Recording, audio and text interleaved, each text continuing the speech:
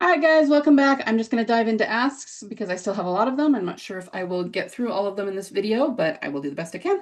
All right, so let's just get going with this one. So Emily's 40th birthday is on 8/15, a Friday, and it was just confirmed via the picture that I'm attaching that she celebrated it early.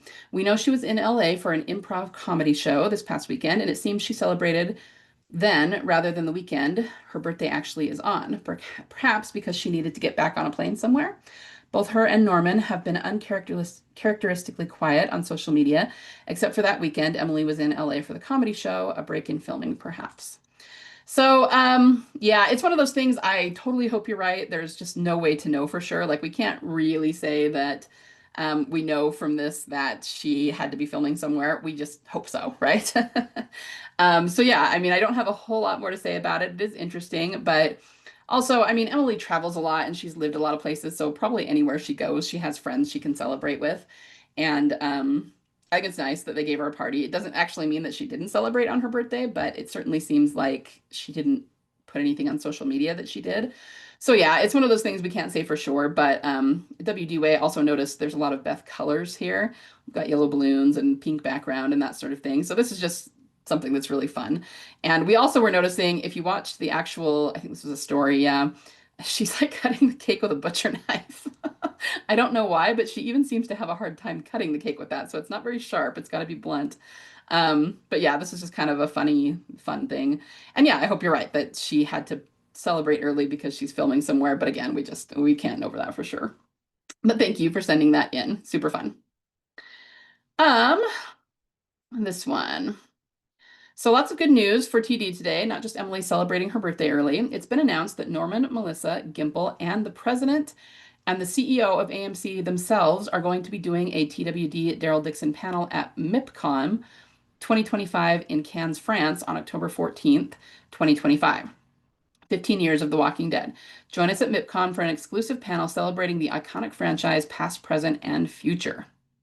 Featuring Norman Reedus, Melissa McBride, Scott Gimple, Dan McDermott, who is the president, entertainment and AMC Studios, AMC Networks, with opening remarks by AMC Network CEO Kristen Dolan. Here is what MIPCOM is, and thank you for including this because I had never heard of MIPCOM before. It's short for, oh, it's in French, okay.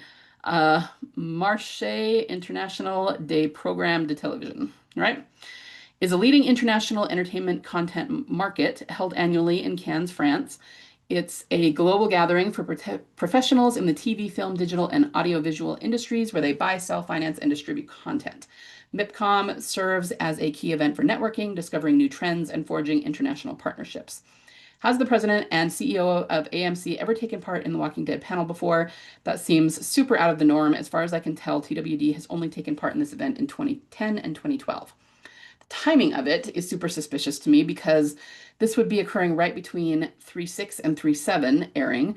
So is something so big happening that the freaking president of the network has to talk about it at a major industry event? Is 3/7 going to get super heavily promoted by every media outlet that week as a result?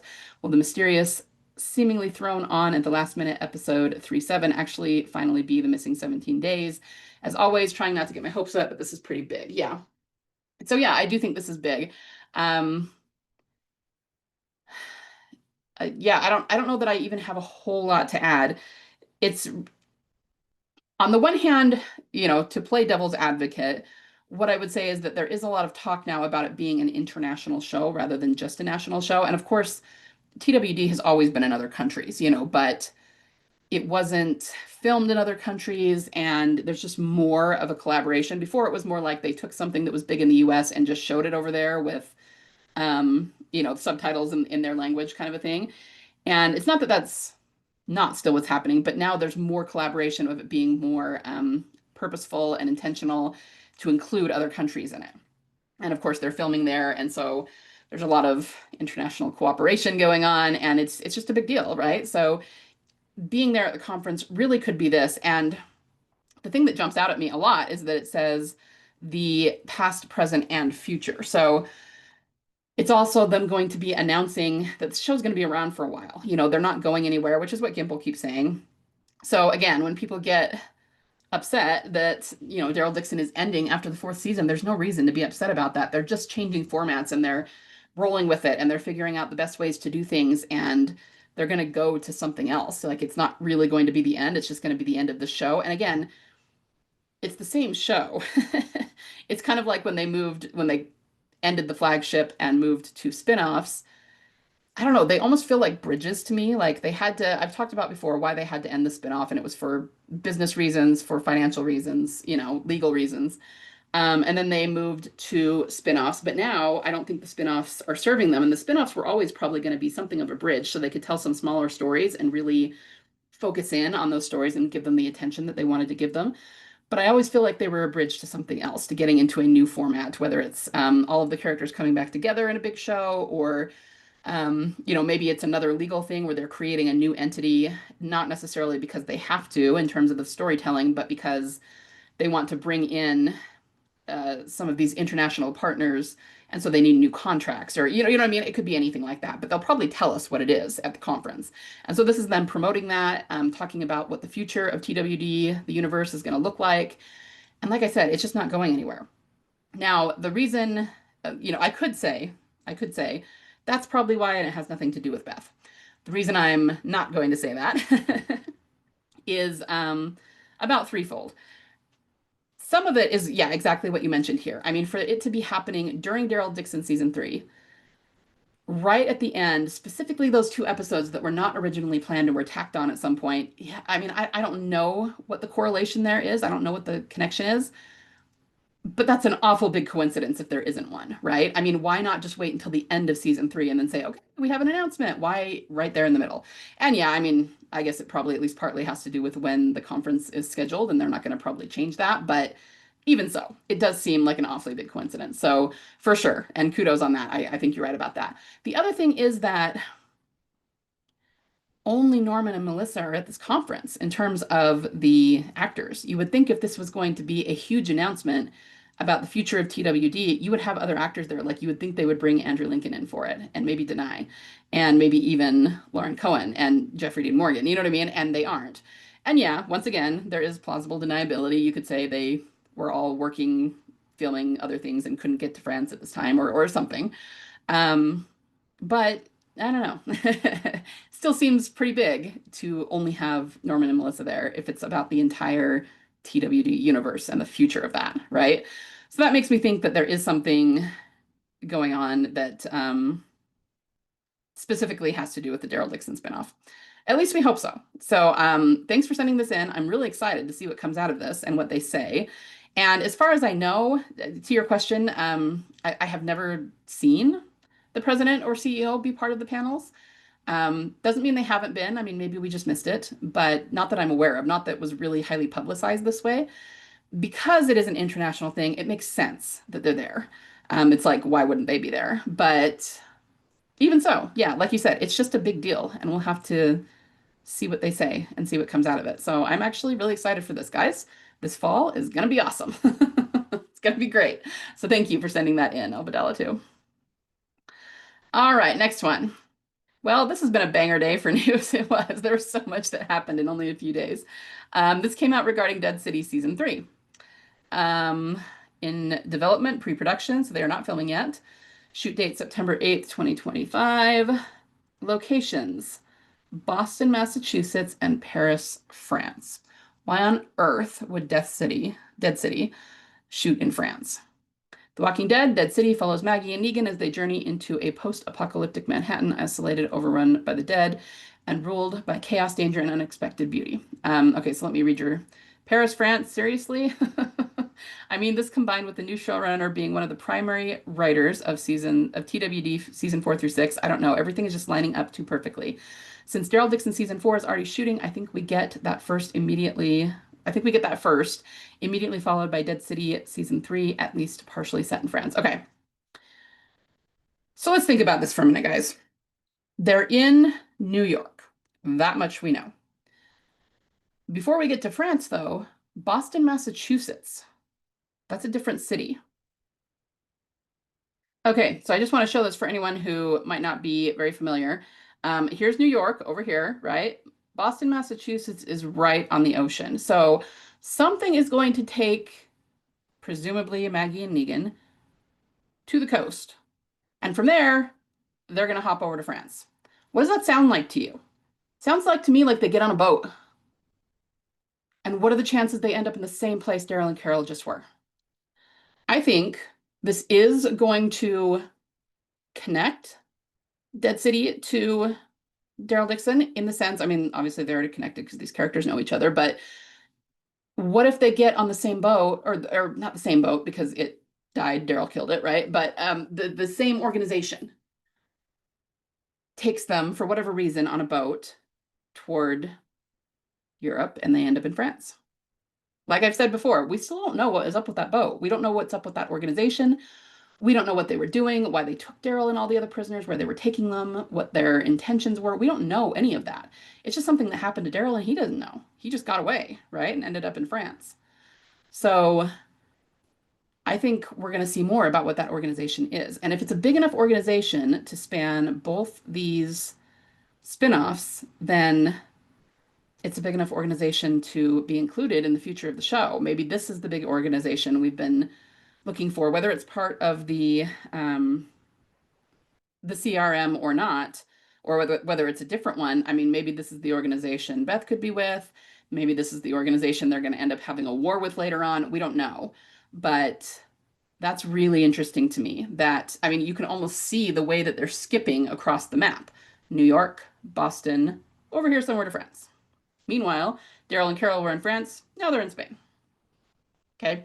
No way that's a coincidence. It's going to be connected somehow. I don't know how. I don't know what it's going to look like, but it's going to be connected. So yeah, really interesting. Thanks for sending that in. I can't wait. That's all I can say. I can't wait to find out what's going on there. But thank you. All right. Probably a Bible story ramble, but I got stuck in a little rabbit hole and I can't get out. Welcome to my world. Based on your ram symbolism video, I remembered a story that I'm going to butcher despite being raised Christian. Abraham being told to sacrifice his son to prove his devotion or something, then ends up sacrificing a ram. I could have stopped there, but alas, I have further thoughts. There's no alas. We want to hear your further thoughts. I'm sure everyone already noticed 10 years before I did, but the names of the police officers, Shepherd and Lambson, sent me into a spiral. Abraham was a shepherd, and a ram is a male sheep, plus a baby sheep is a lamb, Lambson. I know we've seen Beth as the sacrifice, but what if it was actually Lambson, and in a weird, far-fetched narrative sense, he died so that Beth could live? Perhaps Shepherd, as the new leader of Grady, lost Lambson to keep Beth. Lost Lambson, okay. Or Team Family, as a collective Abraham, sacrificed the lamb for their son, and they don't even know it right now. Yeah, let me finish reading this and I'll come back. Bonus points. I did a little looking into the verses for any other information, and Abraham, and he specifically carried a knife and fire. Daryl has Beth's knife and could be either way with the fire, but I'm thinking either burning down the shack or him burning himself with a cigarette. Double bonus points for homophones, not homophobes. Son and son, Beth wearing yellow, being described as a light. I'm fairly certain this has been previously discussed, and I'm super late to the party, but I couldn't find it anywhere and had to ask to get this bee out of my bonnet. Yeah, for sure. So the name Lambson has definitely, and Shepherd has definitely been discussed before, but yeah, I actually think it's interesting the way that you put this, with Lambson having been sort of the sacrifice. So what we tend to talk about when it comes to this is that it actually seems in the show that it gave them a disadvantage because they were trading. Really, it seemed like they were trading two people for two because after Lamson died, they had Lakari and Shepherd, and they were trading them for Beth and Carol. But Noah had also left; he had escaped, and so really, if you count Noah, Beth, Carol, and Noah, there was three people, and they were trading two for three. Now, really and truly, that logic does not hold up because they took in both Beth and Carol against their will. So it wasn't like they owned Beth. They didn't own anybody who's there, including Noah. But that was the logic that Don used to try to get Noah to stay. And then when he offered to stay, that's what the catalyst was for everything that happened. Beth went up and hugged him, and then Dawn had to get in her snooty little remark, and then Beth stabbed her, and then Beth got shot, right? So we've always seen it as if they had Lambson there, they would have been trading three for three, and then Dawn would not have had a leg to stand on to ask that Noah stay. So it kind of seemed like a disadvantage. And because Rick killed Lamson, that might have led to everything. At least that's what it looks like on the surface. But I really like what you're saying here, that maybe something about that actually saved Beth's life in some way. And I do think that there's something to that, whether it had to do with Lamson or not. I think something about the way things happened was what allowed her to live. And we don't, because we don't have the missing 17 days, we don't know what it is yet. But just the line that she said in Tyrese's death episode over and over again, it went the way it had to, the way it was always going to. I think I always envision this like a kind of a headcanon conversation that she has with Daryl at some point where he's going to be, one thing we don't talk about very much is he's going to be absolutely eaten up with guilt that he left her behind and that she was actually still alive and that he didn't keep looking for her. Like that is going to just eat him alive, right? When he finds that out. And I just kind of had this headcanon conversation in my head where she tells him, no, no, no, you don't need to feel that way. First of all, it wasn't your fault. You thought I was dead. You know, it's not like you did it on purpose. And second, if they had not left her behind when they did, they would have buried her because that's what they do for the people they love. And, you know, so it's like a situation where if they didn't know she was alive because she really didn't seem to be alive, she didn't seem to be breathing, and they put her in the ground, I mean, she would have died for real. She would have suffocated. And it would have not even been a terrible thing. I mean, yeah, in the sense that she would have died, but it would have been peaceful. She probably just wouldn't have woken up and they would have gotten closure. They would have gotten to bury her. So it would have seemed like that was the better choice. But, you know, at the end of the day, if they'd have done that, she would not have survived. So the way everything went is what allowed her to survive in some way. I do believe that is true. Um, and that we'll find out the details of that once we get the whole backstory. But did Lamson, in his death, directly allow her to survive in some way? I don't know. Maybe that would be cool. And even if it's not a direct physical thing, it's definitely a symbolic thing, right? Because, like you said, Shepherd and I need to think about this more so I can put it together in a way that makes more sense. There's so many different branches of this to pull in. Okay, so it might have also just been a foreshadow of Beth being quote unquote sacrificed, right? Because Lamson died. It was so ominous, the whole thing. Like, I remember being so like irritated watching Coda because I wanted them to just get to the point and have Daryl find her. And it's like it felt like they were dragging their feet and concentrating on all these other things. And I was like, I don't care about any of this. Just get to it, you know? But there was also this feel of just something ominous was going to happen. It just felt so like dark and icky and like, oh no, what's going to happen? And then something did, right? So it could have just been a foreshadow. You know, Lamson's death was a foreshadow of Beth being shot. Because his name was Lamson, he was like a sacrifice. And they even went out of their way to say Lamson was one of the good guys, you know, and he did hit Sasha in the head and he was kind of antagonistic to Rick's group. But given everything that was going on, that's kind of understandable. And then, anyway, so it could be purely symbolic, but I like that you're relating it to the ram and that symbolism. I'll just have to think about this more. The other thing that I was thinking about that I always pull in is the fact that there were two Bobs. Sasha lost Bob at the beginning of the season. And then the reason I think she was so partial to Lamson and talking to him is because his name was Bob. And that was purely her grief over having lost Bob that was doing that and kind of making her make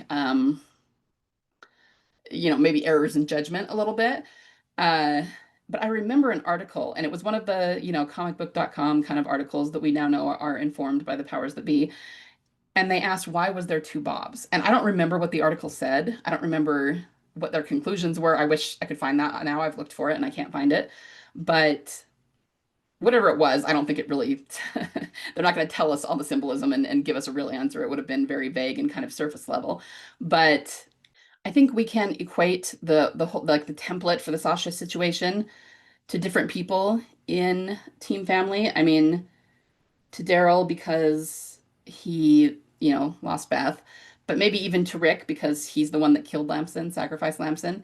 Um, you know, it's about like being in grief and making judgment calls that are bad, and then that leads to death. And we always say that maybe stabbing Dawn was a lapse in judgment for Beth. You know what I mean? Like you could go a thousand different ways with it.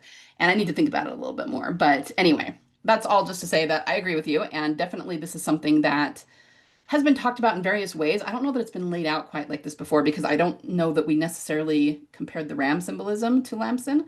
So in that way, this is actually a little bit new, kind of a new angle on it. So yeah, good on you for bringing that in. Um, yeah, the knife and fire is interesting. I hadn't considered that angle, but that could be.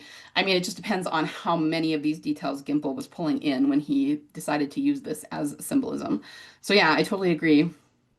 I don't know that I've said anything that was very helpful to you, but it's definitely there. And I feel like I always say that I hope Gimple gives us like a booklet to tell us what he was thinking and what everything meant. But I also think as soon as she returns and we have the full sequence, we'll be able to go back and line everything up. So we don't know entirely because we don't entirely know what happened. And I still think we're missing big chunks of Grady and, of course, that missing 17 days. So I can't say for sure how it all lines up, but I think it does. And I definitely think that you're on the right track here. So yeah, thanks for sending that in. Really, really interesting to think about. One of the Daryl Dixon production snippets made me smile. Isabel said they decided to explore love in the apocalypse as if that hadn't been done. Yeah, I mentioned this earlier when I was in the last video, right? And Norman described Carol as being enchanted by all the love in the air, while Daryl's take on it will be almost flippant or mocking, which of course would happen right now that he's going to get his happy ending. On another note, Norman mentioning penguins 2 seasons after we saw him focus on the stuffed penguin while listening to a husband mourn his wife. I think we're seeing the light at the end of the tunnel. Thanks for all your encouraging videos. Yeah, of course. So yeah, I really like the thing that strikes me when we say that Daryl's take on it will be almost flippant or mocking. What does that sound like to you? It sounds like um the damn romance novel line, right? He was being really flippant about it right before he and Beth came together. So yeah, and I mean I hadn't really thought of it that way about the whole angle of him being flippant and mocking, but that too is a fulfillment of foreshadow from season 4. So thanks for pointing that out. That's awesome. And yeah, the penguin thing definitely. So yeah, I think we're seeing the light at the end of the tunnel too. It's been a long time in coming, but we're almost there. Almost there. So thank you, Granny TWD. Good to hear from you. I love the idea of Beth going to Terminus and finding TF's stuff, but didn't a lot of it, like Daryl's poncho and Glenn's gear, get worn by the termites and therefore would have escaped with them? Yeah, it could be. I'd have to go back and look for sure because I don't remember for sure what they were wearing, but it could be.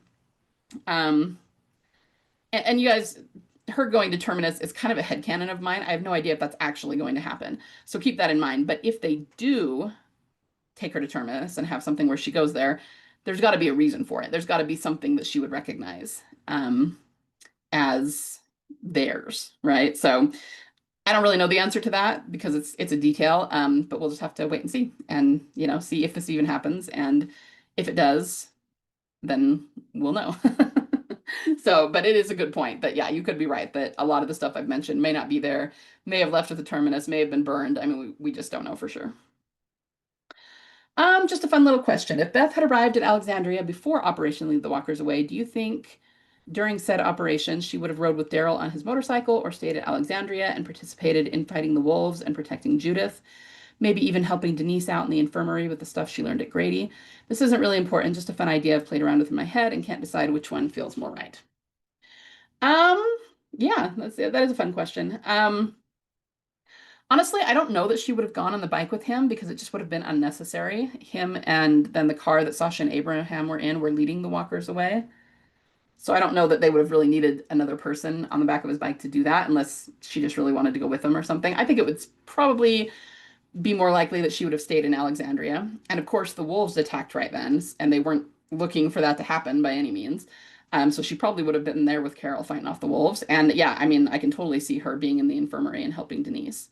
So probably that, I would imagine. But yeah, definitely really fun to think about and conjecture about. So yeah, okay, guys, that is all the asks I have for today. And yeah, we'll see what this next week brings us, and hopefully more and lots of good stuff. So I will talk to you again soon. Bye.